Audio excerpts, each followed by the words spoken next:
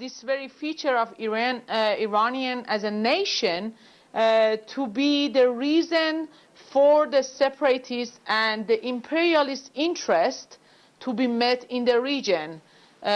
One day it's southeast of Iran, Sistan Baluchistan, another day it's southwest in Khuzestan, or in the west, Kurdistan, or like all the borders of Iran, and I have to say about Khorasan as well.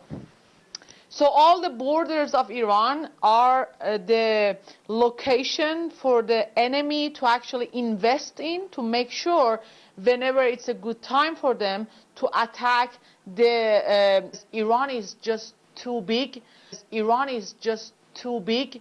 Iran is just too powerful for the enemy to handle. So, of course, I think that right now what is happening between the separatist group and Iran is quite simple.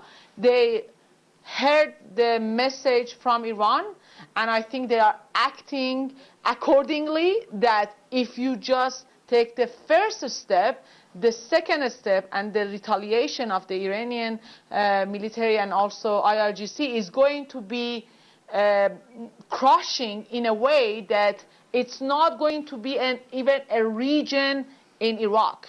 That was the message from Iran to the governors of the region, as we call it, in Erbil in Iraq, that do not allow these separatists to take any step against the sovereignty of Iran. Laila Hatoum, if we want to talk about another factor that might be entering this war, the announcement was made as a matter of when, not if, and that is the front that's going to be opened up by Yemen.